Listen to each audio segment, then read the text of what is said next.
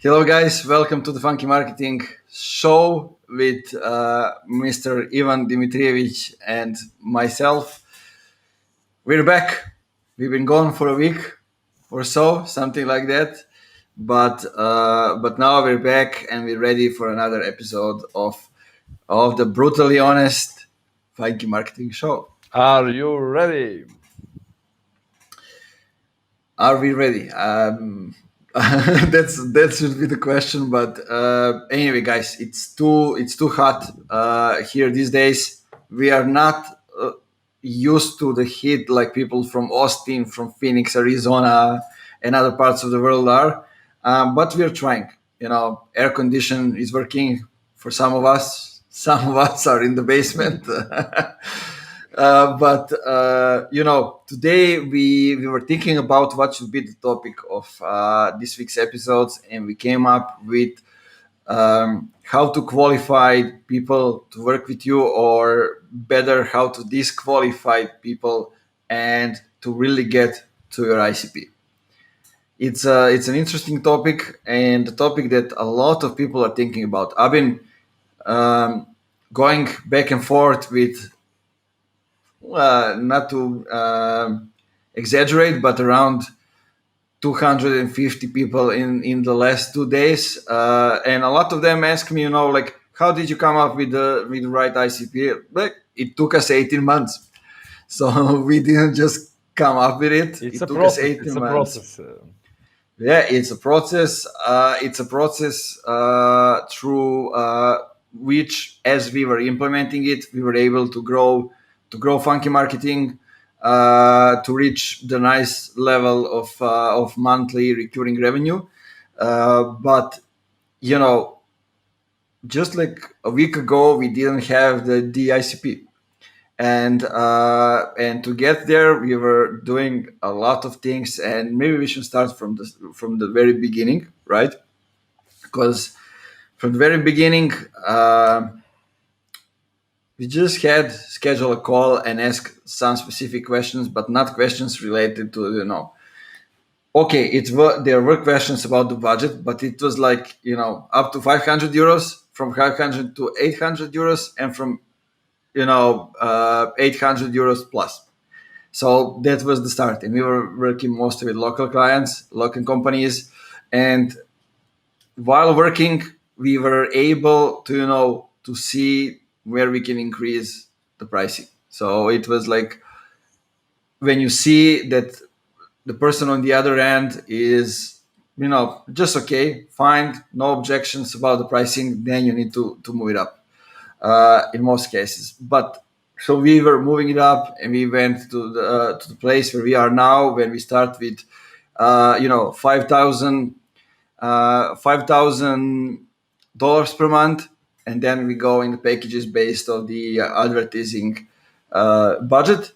But pricing is just one part of it, and it's the part that makes the company consider you a relevant fit for them. When I say relevant, I mean the company that can come to the to working with clients, and the client can say, okay, we have this goal that we want to reach, this is the problem, this is the goal where we want to go, and you are the ones who will need to figure out the way we can get there.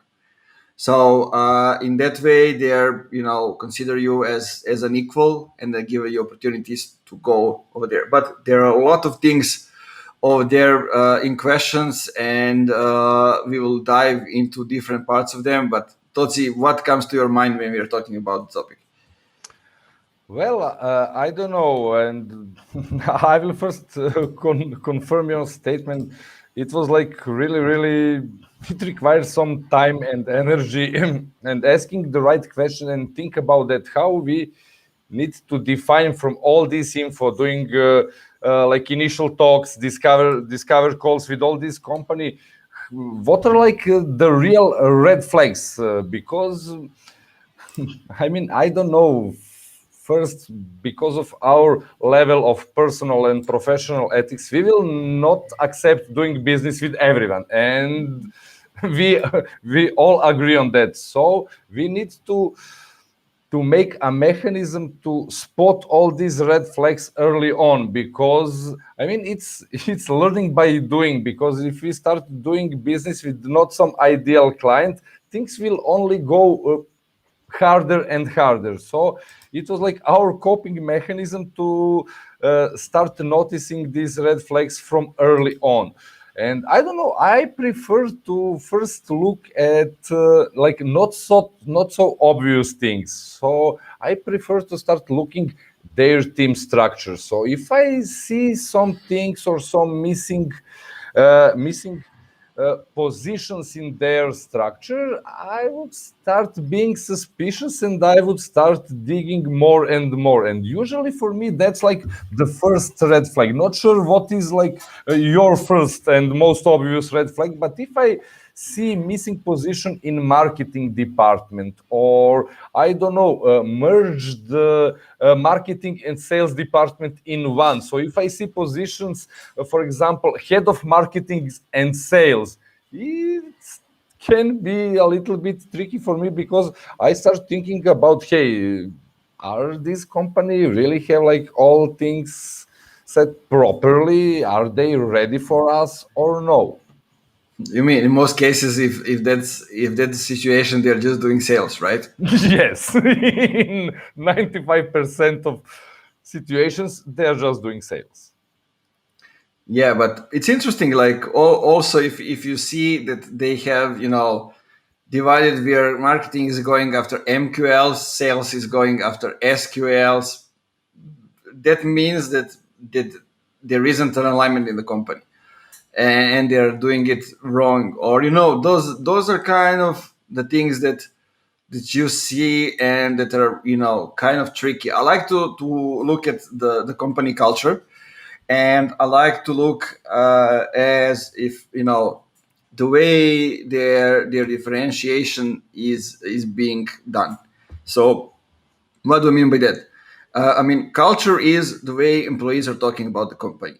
So you can go into all kind of platforms when employees gives the reviews, so you can actually see the feeling of people working in the company. You can go to social media and see if they're active and talking you know about themselves. It means that Especially ex-employees.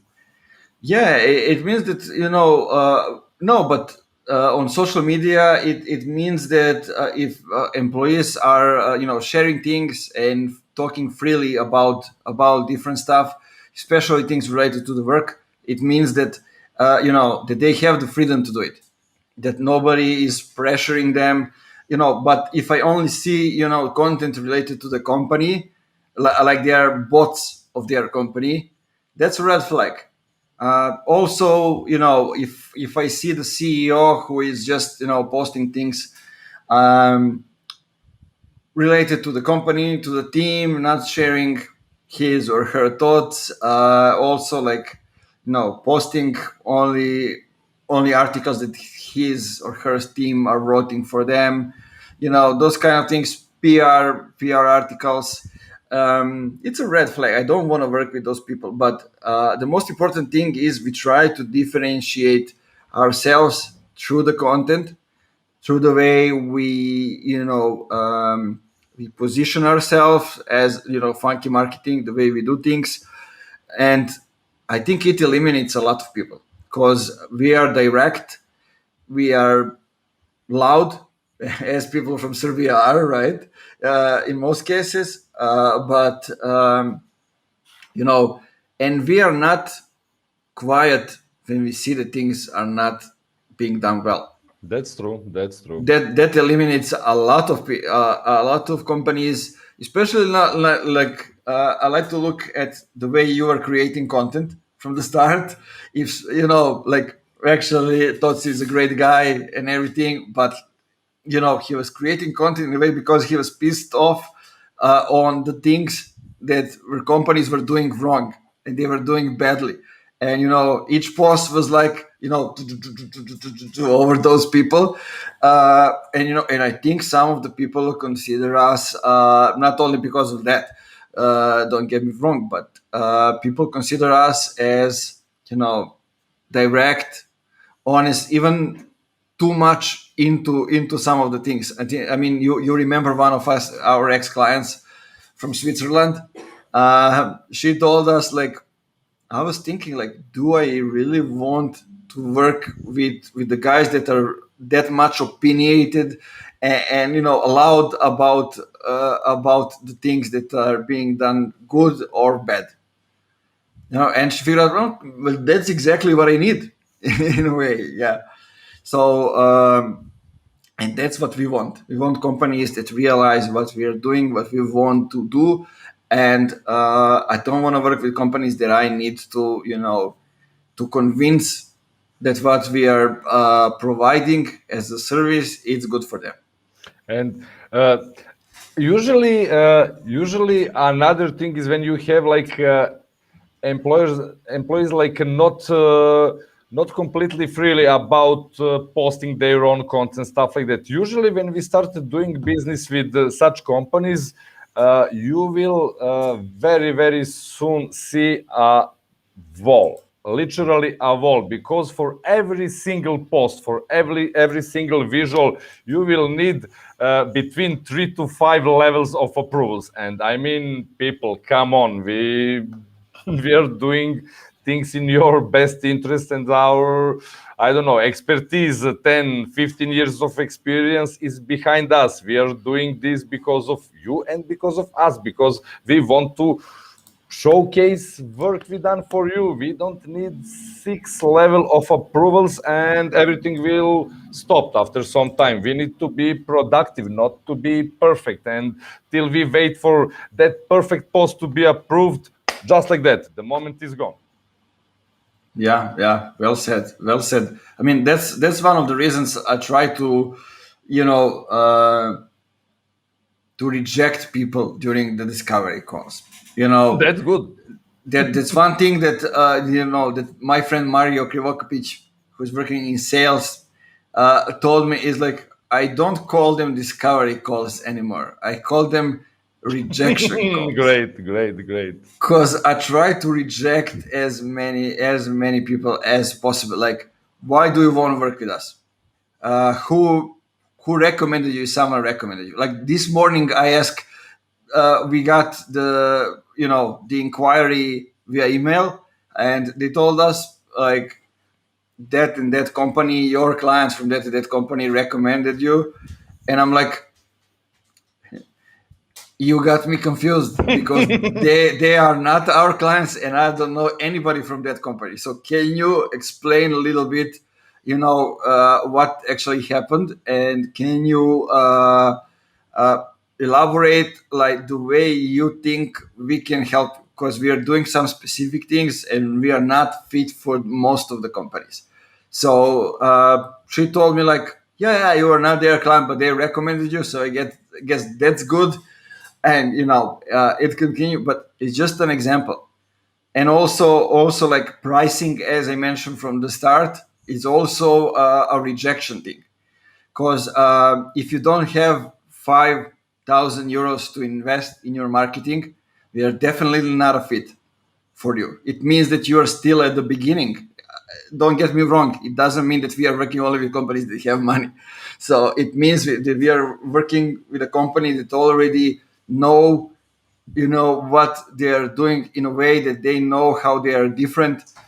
We are working with companies that are a lot similar like us, so that want to change the industry. They're inventing categories, that they know what their advantages are. Like, having a lower price than your competitors is not an advantage. Maybe it is an advantage At the today. moment.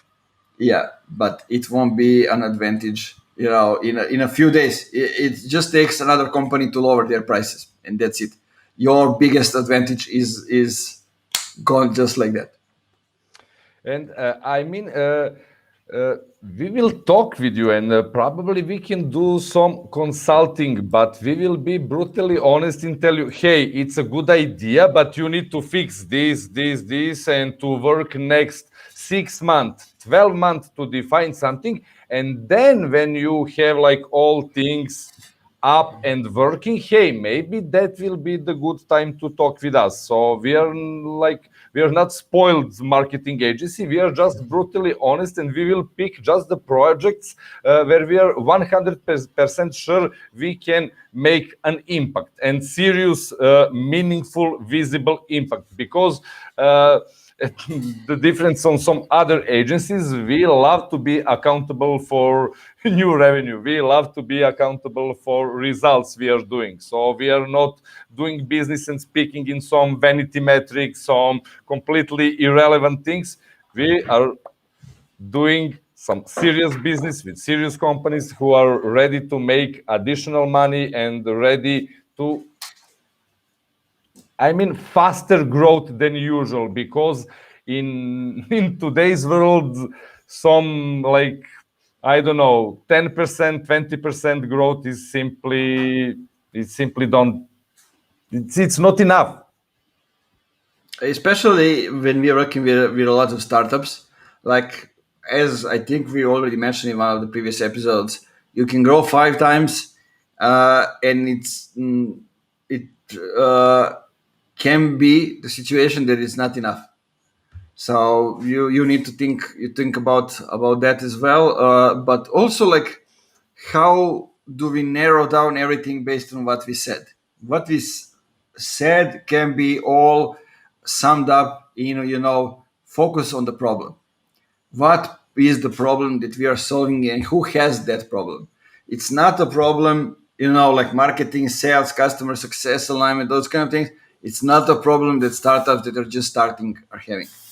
Is the problems that C or D seed startups are having, and companies that already have those teams inside them. So that's like the first thing. Also, like, to be able to see what's actually working in the companies, we need companies that have been doing things before. So companies that have been doing advertising, have been trying, SEO, content, social media, communities, other things. And so we need to go in there and see, okay, you try this and this, you have done this good, these things are not done good. What can you do to actually make it right? And then we go and see, okay, out of the 10 inbound leads, three are converting. So why are those three different than the others? And when we know that, okay, we know the target group. So then we can go even with advertising, and we can try to get that group, optimize it to come with upgrade results, and then put the gasoline on the advertising, and do other things. And when we, get the core revenue right, then we can actually go and experiment with something. Then we can add the podcast. Then we can add, the content, some other things. But or we can do some of it at the same time, depending on what you have been doing before. And it's all of this is like things we are doing in some testing first 3 months phase, because people are usually scared that we will go crazy in some, I don't know, high budget and spend like everything on ads, just testing things. No, we will just take small portion of budget, for example 10%, and we will try to see what's going on. And when we find what's working, what's not, then we will suggest to go a little bit stronger on that. When we are sure things are going good, we will go harder on that, and we will include other organic things, as you said, things from the dark funnel. So we will usually recommend doing podcasts. We will usually recommend doing some books, topic clusters, the pillar pages around some topics related to your business, and all these activities go well hand in hand. I want to ask you, besides like these obvious red flags, what do you notice when you analyze companies' websites or stuff like that? Can you notice something interesting there? I mean, it's hard. Um, you can, but related to what we do, it's really hard to notice those things, because a lot of tech companies, if we exclude SaaS, don't have very well optimized websites. That's true. That's true. And you cannot see if it's just the tip of the iceberg of what they are doing. If you look at SaaS, it's a better situation, but all of them have the same websites. So again, it's not the right thing. But you can see like what's the first CTA that they are using. It's not like something that differentiates are we going to work with them or not. It's just the first phase when we are optimizing for conversions. So like are they going taking people to the free demo, or they are doing free trial, or they are doing some other, depending on the business models and what they are doing. But one thing that can really help us in that way is the set of questions that we are sending them to ask before we actually start working. So it is like, how do they find sales accepted leads? How do they find sales qualified leads? What happens if the sales accepted lead is not maybe the qualified, or all those kind of questions. I don't want to nerd out here, because I know a lot of people are listening that maybe not familiar with all those things. If you want to get educated, we have everything on the website under our blog, so make sure to visit it and to kind of find the answers. But those are the questions that and the information that will allow us to see what's actually happening in the company, what's working, what isn't working, are there alignment between marketing and sales. Even who is going to fill out the form is important, because it can be the person that is working on alignment between all departments, or it can be marketing filling in a few questions and sales filling in the rest of the questions. So you can see a lot even with that.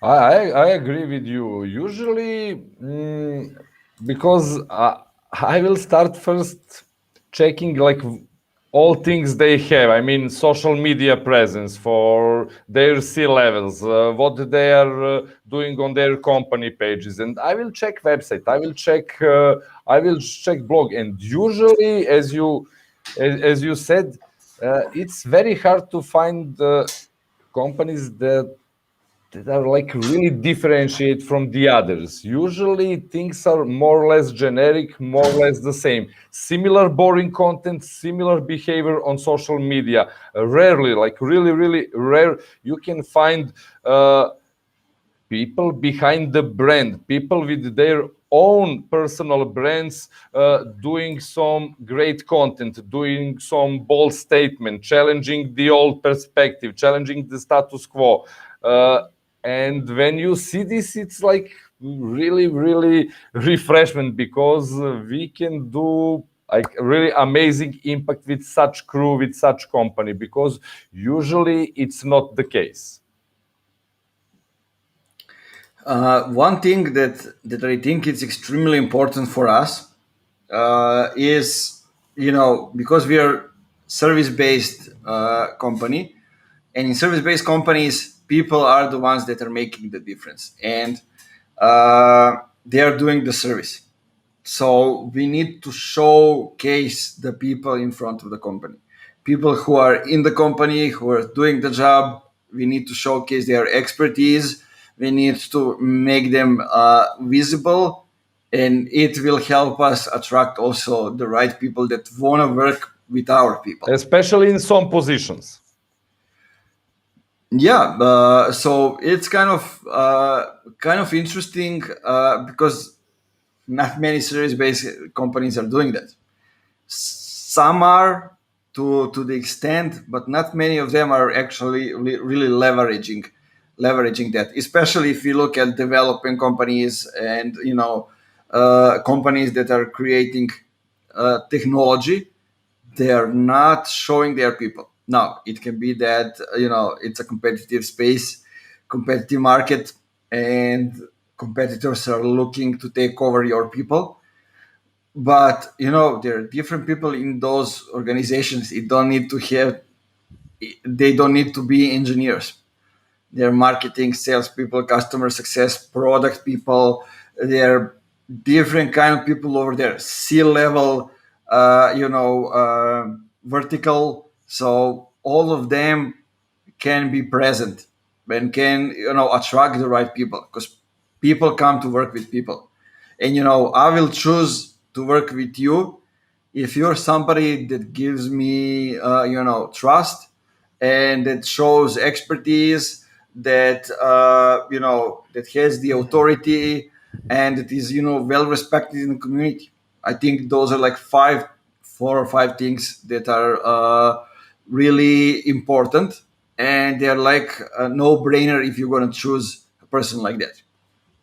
For example, if I see company will start doing some talk and everything, and if I see there, for example, head of content doing interesting things, and if I really see he or she is understand what should be understood, and he's doing like good job, hey, that's thumbs up. If I see their CMO or head of marketing doing interesting things, understanding modern day demand gen, understanding revenue marketing ideas, understanding marketing, sales, customer success alignment, it will be another +1 for doing business with them. But if I start not seeing things like that, it will be suspicious from the beginning, because I will not be sure if we can make some nice impact with company like that without all these things set properly.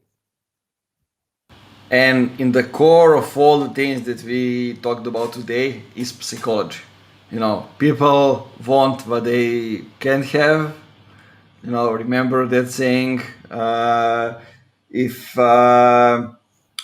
That's why, like, it's people, it's pricing, it's getting to the core of things. Like, why would you work with us? What is the problem that we can solve for you? How do you see us solving the problem?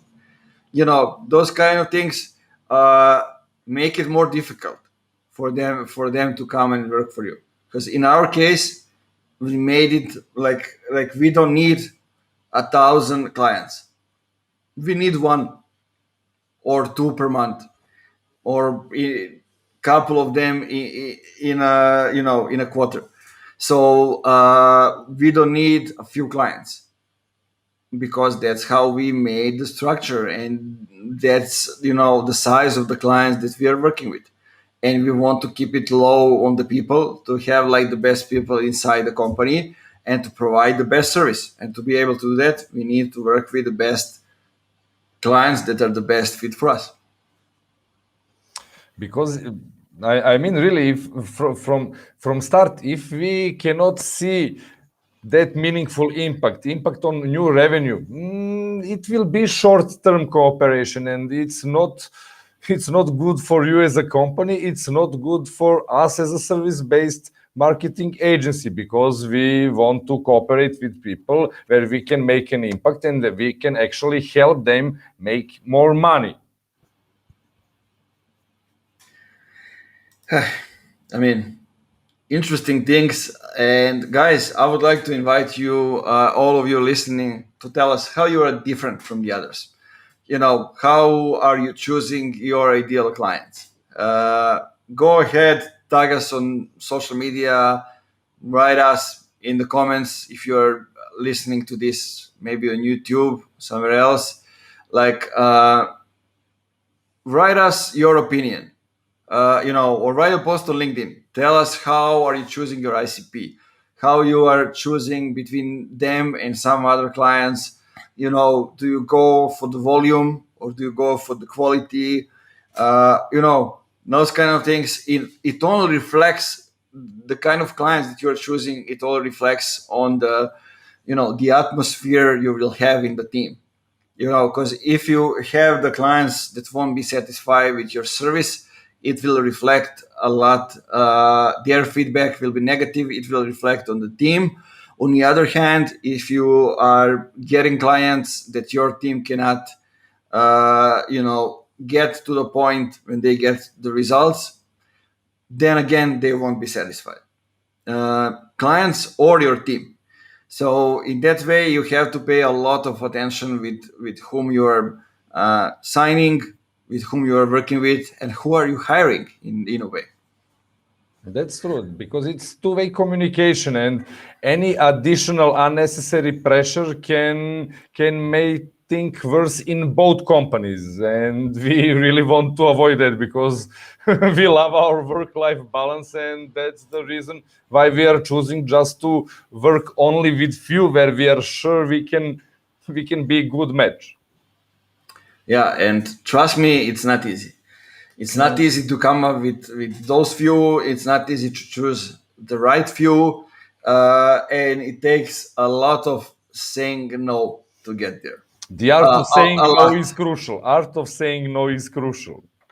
I mean, to since we are keeping this honest and brutally honest, so we, even decided to start working with some companies that were bringing us a huge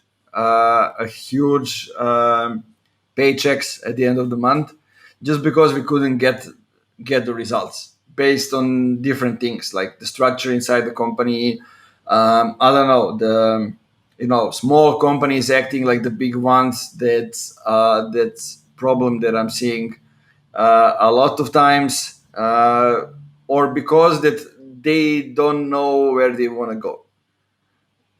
A lot of different things can impact the work, but what's important is that when we start working with companies, we go with the things that this is something that we learned as well. It's not something that we made that mistakes as well, but we start with the things that they are their strengths.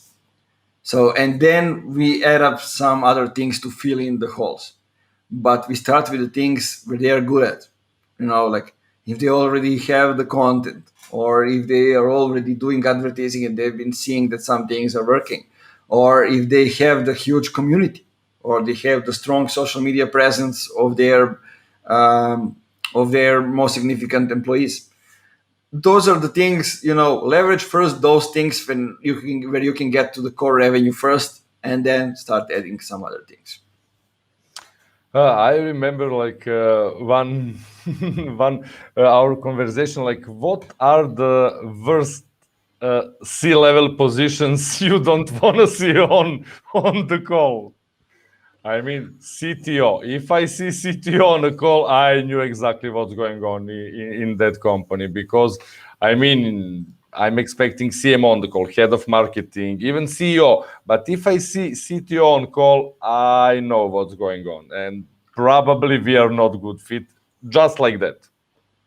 Yeah, it all depends. What does it mean when the CTO is on the call? It means that he is either one of the co-founders, or he is the one that has built the product, and Usually, and in that way he's overprotective yeah, of the product, especially if the product is something that not many customers are using yet, yeah. or not many clients, It's usually or feature-centric approach, like completely. yeah, the experience that I have is a couple of products that have been awarded as the innovative solutions, but they didn't make money out of them yet. Product uh, market fit. yeah, they just assume something and they come up with a product and they got the award for that. But the CTO was overprotective of the product, because like we are coming in and saying like these things are not good, these things are good. Not like, how come it's not good? I built it for 6 months. Yeah, You stuff like that. know, of And I mean, it's our job to even offend you, but we are doing this for the sake of your business, for the sake of making new revenue. So our job is to tell you what's good, what's working, what's not. And usually they will take like really bad our honest feedback. like, bro, There's one thing I hope so is that you didn't spend much money developing that product. So that's the situation that's happening all the time. Because if you start talking with them, and with a lot of SaaS product-based companies, they're talking about the products, not about the problem. We are coming back to the problem again. Like, why did you build the product? Which problem is it solving? Is that there somebody that has their problem solved with the product already, or no? Like, those are the questions that every sales outreach person that really knows what he or she are doing will ask you. And they won't work with you if you don't have the right answers. And it's also the way we do things as well. So you need to build a product based on the problem, not based, like, let's be honest. Today, most of the products are built by developers sitting one next to each other into development based service company, and they came out with the idea. Two of them start working together. They quit the company and they start a startup working on their product. And so they call the sales guys first and they say, okay, so we need a sales guy. Why? Well, we have this idea of a product. No, you don't need a sales guy, or you don't need even a marketing guy. So a lot of situations like that, and it's interesting. Like, things are happening. It's interesting to see how the whole ecosystem is coming together. People are learning, and like, Europe is a little bit behind, especially when it comes to the revenue marketing, revenue operations, those kind of things. But I think we're getting there slowly, but getting there. US is ahead of everybody. But guys like us are helping others get there. We are trying to balance. Yeah. So guys, I think we covered enough. I think this episode was useful because we got really into the details of explaining the way we are choosing, the way we don't want to be chosen sometimes. And as I told you, write a post on LinkedIn, write a post on Twitter. Tell us are you choosing your ICP? How's the discovery call going? How are you differentiating yourself? Is it on the price? Is it on the service? Is it on the people, or some other way? Let's talk about it. In the meantime, Totsi, I have no idea what is the last song that I heard today. You see. But I'm sure you don't know either. Well, I'm always listening some local radio, and I really don't notice. Believe me, for me, it's like just background noise. Yeah, I maybe remember the last one I sang, but I think it's not relevant for the people. I hope so. So, guys, I can only tell you one thing. See you next week. Subscribe to the Funky Marketing Show on any platform, any of the biggest platforms that you're using: Spotify, Apple, Google, or Anchor, or even YouTube on our Funky Marketing channel. Subscribe to get the latest episodes. If you didn't already listen to all of them, like, there's so many gems hidden inside those episodes. There's not a bad episode. So go ahead, listen to them, and meet us in the future where we are going. So, Totsi, guys, keep it funky. See you next week. Keep it funky. See you on LinkedIn. See you on Twitter. See us everywhere. Don't be a stranger.